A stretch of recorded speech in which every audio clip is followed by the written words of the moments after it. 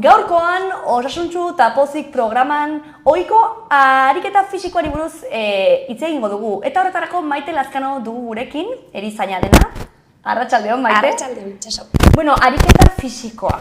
Diote, 30 minutu egin barritugula egunero. Hori hala da, eta zergatik da onuragarria guretzako ariketa fisikoa egitea. Vale, bueno, bai, minimo bat egin behar da egunean, eta hori esaten da 30 minutu direla. Zergatik da osasuntsua egitea kirola egunean? Pues, baditu onura asko gure organismoarentzako, bai mentalki eta bai fisikoki. Mentalki desestresatzen du, kirola egiteak desestresatzen du, autoestima igotzen dugu, dopamina eta oxitocina botatzen dugu, bai, kontrol hormonalerako ona da, eta gero fisikoki beste hainbat gauza, gure bihotzerako oso ona da, bai, lantzeko eta indartzeko, eta beste hainbat gauza. Eta gero diote baita ere, indarra, malgutasuna eta kardio egin behar dugula, ez? Pixket denetarik zer da eta behar dira tal guzti horiek edo egin? Bueno, alde batetik kardio egitea oso garrantzitsua da, bai gure organismoaren funtzionamendua ondo joateko, garrantzitsua da kardioa lantzea. Eta hori bada, gure bihotza, gure birikak, gure organismo osoa ondo joateko beharrezkoa dena. Bai, azkenean hartu behar dugu resistentzia, eta hori egiten da kardioarekin. Gero beste alde batetik dago indarra. Indarra oso garrantzitsua da, gure zurrak fuerte egoteko, sendo egoteko, eta gero ere gure muskuluak azkenean landu behar dira. Gure indarra izateko, postura ondo izateko, bai, mugimenduak ondo egiteko, indarra oso garrantzitsua da ere. Eta gero beste alde batetik dago malgutasuna, beti oroitzen, bai, hor dagoen esto, baina malgutasuna ere, bai, landu behar dela. Eta hori, azkenean, gu arinago egoteko, bai, behar da, malgutasuna. Eta horretarako adiz, malgutasunen kontu matotan igual ahazten dugula, ez? Yoga eta pilates orain horre oso modan. Horiek benetan laguntzen dute malgutasuna lantzeko? Bai, malgutasuna eta beste hainbat gauza lantzeko, nik uste. Nik probatu dut yoga egiten eta pilates ez baino, badakit zer den. Eta malgutasuna asko lantzen da, baino ere indarra asko lantzen da. Ez dira erabiltzen tresnak, bai, pisuak eta bar, baina zure gorputzarekin indarra lantzen duzu. Kardioa ere igual pizka gutxiago, baina ere lantzen da. Eta bai, yoga malgutasuna asko lantzen da. Yogan, estiramenduak, bai, ariketak edo posturak, eta gero pilatesen ere. Badira, bai. Eta gero baita ere, ariketa fisikoaren kontuan, garrantzitsua da motivazioa eukitzea, ez? Batzutan igual esaten dute, ariketa fisiko egin, baina igual ez duzu gustoko, ez? Edo uste duzu gustoko duzula, ez? Baina egin dantzatzea, gauzen zaizu pila bat. Baina ez dugu igual kontzientzia hori, ez dantzatzea ere ariketa fisikoa dena, ez? Bai, nik uste hori, badela, esaten dugunean, kirola egin behar da.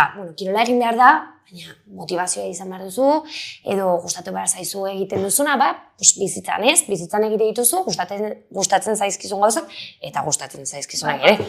Baina egia da, bai, kirolarekin nik uste, nik kirolaria naiz, hartu behar duzula, hori, mimoz, ez? Eta motivazioz, zen bestela ez duzu egiten. Egiten duzu, bai, beharrezkoa delako, baina ez baldin baduzu motivaziorik ez duzu egiten. Eta gogoz ez duzu egiten. Eta beharrezkoa da, importantea da, gogoz egitea. Eta zer gomendio emango zenioke hori ariketa fisikoa egiten hasi nahi duen norbait? Bueno, nik uste, nik adibidez, beti gustatu zait kirola egitea. Ez galetu zergatik, igual,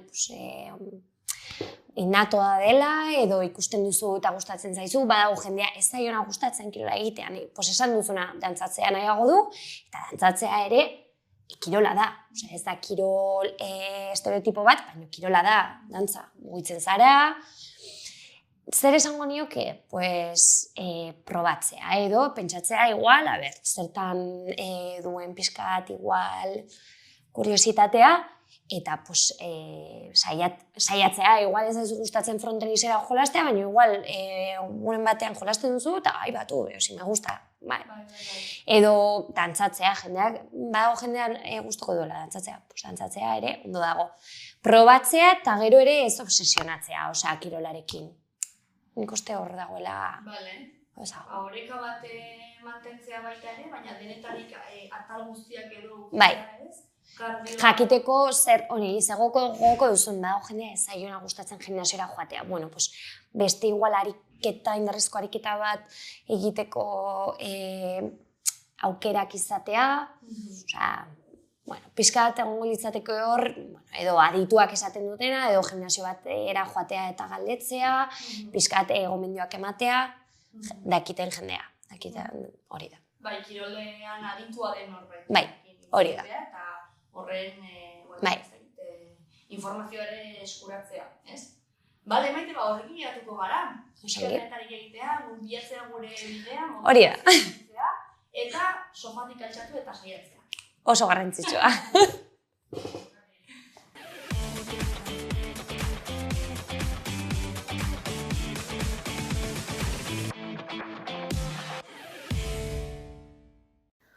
Ohiko jarduera fisikoaren garrantzia osasun prebentiboan.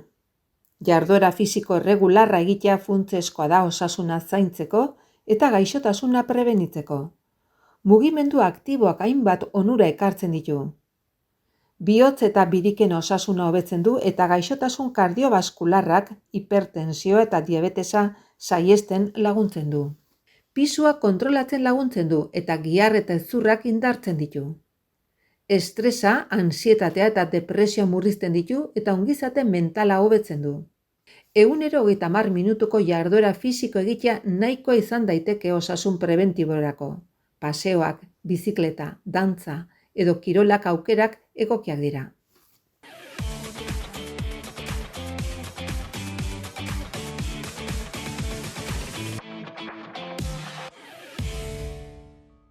Oraingoan, elikagai naturaletan oinarritutako dietaren onurei buruz hitz egingo dut. Orduen, erran gero eta produktu gehiago direla aditibo artifizialak, kontserbatzaile kimikoak eta gehiagizko azukre finduak dituzten produktuak. Hauek beraien itxura eta iraupena hobetzeko sortuak dira eta baino epe luzera osasun arazoak eragin ditzazkete. Digestio arazoak, obesitatea eta are gehiago zenbat eta gaixotasun metaboliko. Horregatik, elikagai naturalak aukeratzea oso garrantzitsua da, produktu freskoak, produktu ekologikoak eta hauek kontsumitzea bertze onura batzuk ekartzen ditu, ez? Pestizida gutiago hartzen ditugu, zapore aberatsagoa izaten dute produktu hauek eta ingurumenarako inpaktu txikiagoa dute. Azukre findu gehiegi saihestea ere oso garrantzitsua da. Azukrea honitz hartzen baldin badugu neke gehiago izango dugu, gose faltsua ere ekartzen du eta energia gorabeherak ere izan ditzazke. Horren ordez, fruta freskoa aukeratu behar dugu, intxaurrak edo zereal integralak bezalako alternatiba osasuntsuak aukeratu behar ditugu. Azken finean, aukera txikiek osasun handia ekartzen aldute, tokiko barazkiak saiatu behar gara tokiko barazkiak erosten, kontserbatu gabeko janariak prestatu behar ditugu, eta etiketak irakurtzen ikasi behar dugu azukre eta gehigarriak ekiditeko. Elikagai fresko eta ekologikoak ez da moda bat, baizik eta osasunerako inbertsio bat da. Eta baita gure planetarentzako ardurazko jarrera bat ere.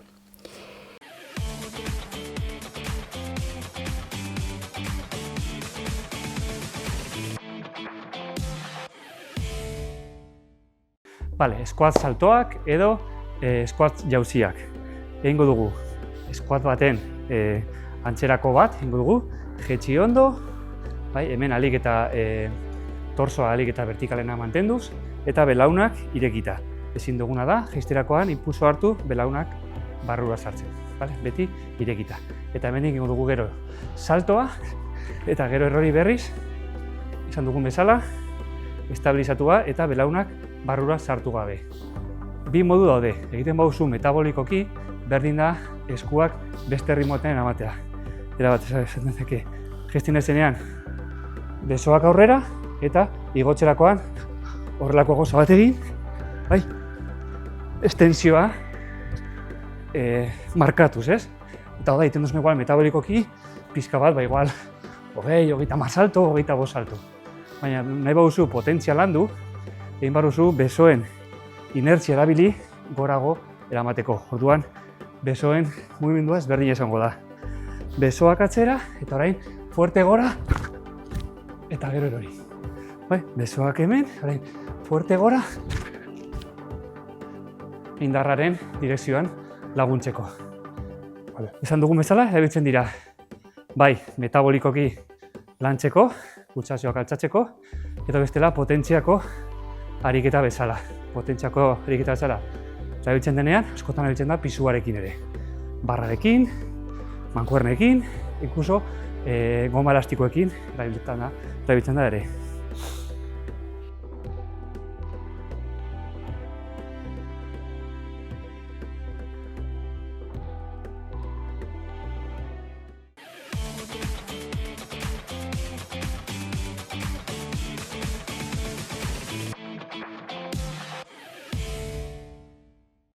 Aduktoreak pubisetik ateratzen diren 5 muskulu dira. Batzuk hanka goian gelditzen dira, femurrean, besteak erdiraino heltzen dira, eta besteak hemen tibia aldean eta belauna aldean elkartzen dira. Horiek guztiak lantzeko makila erabiliko dugu.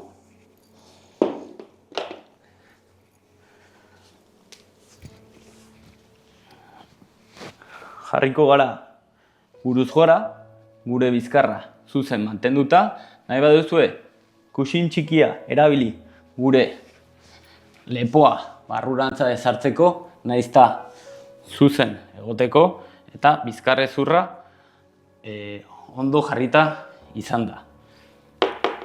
Hanka, eskuineko hanka ezkerrekoaren gainean jarriko dugu, makila barrutikan sartu eta palanka bezala iskiotibialak erabiliko ditugu.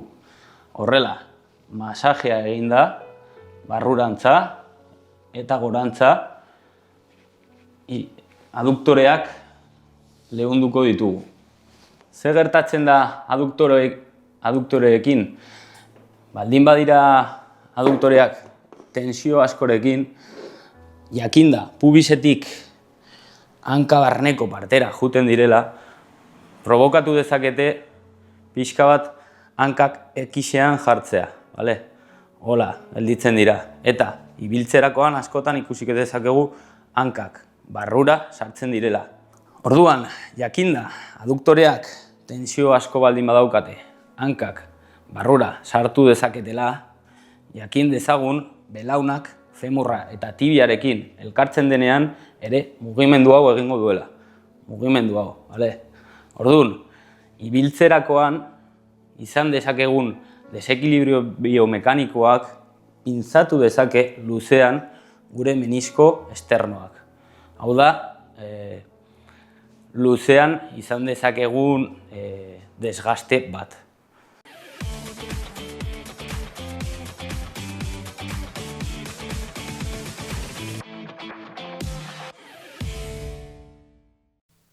Denok dakigu lo egitea funtsezkoa dela, funtzionatzeko bizitza hontan, ondo lo egitea hobe eta batez ere ordu minimo batzuk lo egitea, ez? Esaten da loaren zikloak 5 ordu irauten duela gutxienez eta pertsona heldu batek 8 ordu egin behar ditu lo egunean gutxienez, 7-8, haur batek 9-10 eta gero zahartzaro iristen garenean egia da gaualdean igual lo gutxiago egiten dela, baina egunean zehar gehiago egiten dutelako lo, azkenean gehiago nekatzen dira eta siesta txiki horiek laguntzen diete eguna pasatzen.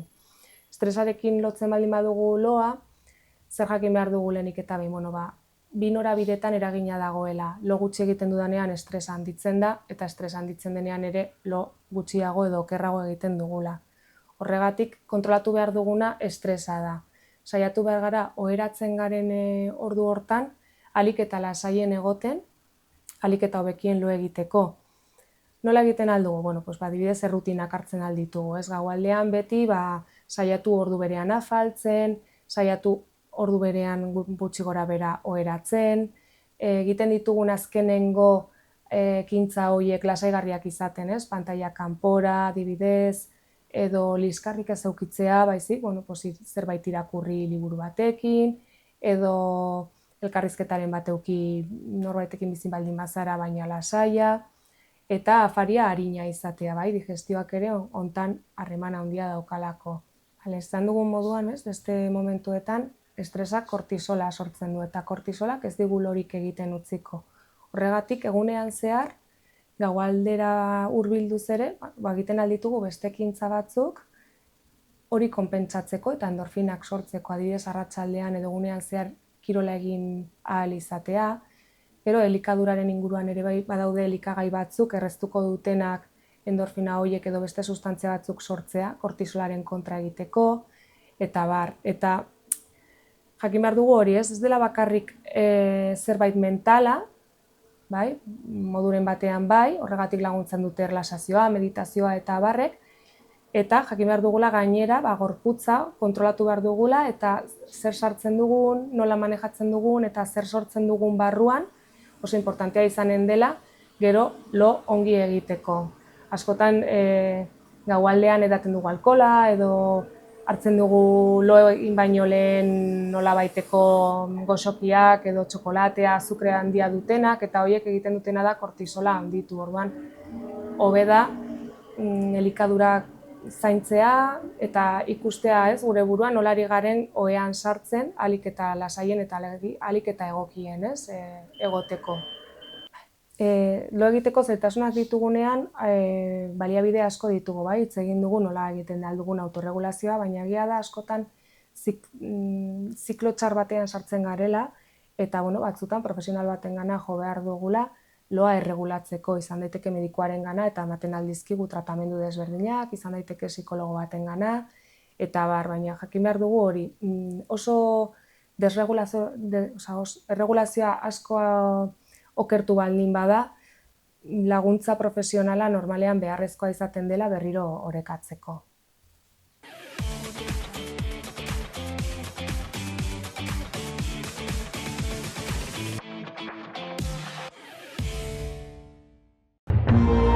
Gobierno de Navarra. Nafarroako gobernua.